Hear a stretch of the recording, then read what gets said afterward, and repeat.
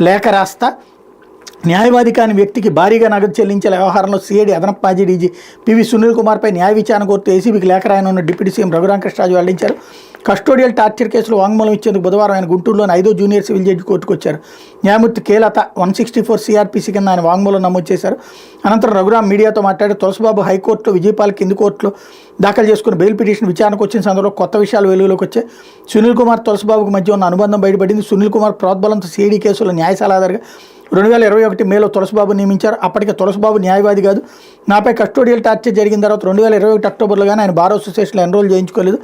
హైకోర్టులో ట్రయల్ నడపడం కోసమే తులసిబాబును తీసుకున్నామని ఆయన నియామక ఉత్తర్వులో పేర్కొన్నారు. కానీ సిఐడి కేసులో హైకోర్టులో ట్రయల్ జరగదు, కింది కోర్టులు అంటే జిల్లా కోర్టులో కానీ ట్రయల్ కోర్టులో మాత్రమే జరుగుతుంది. అయినా తులసిబాబుకు గత జగన్ ప్రభుత్వం ₹1 కోటి చెల్లించిందని వివరించారు. న్యాయవాది కాని వ్యక్తికి న్యాయ సలహాదారుగా పెట్టుకోవడం తప్పని, ఇది అవినీతి కిందకి వస్తుందని రఘురామ్ తెలిపారు. దీనిపై విచారణ జరపాలని ఏసీబీకి లేఖ రాయబోతున్నానని తెలిపారు.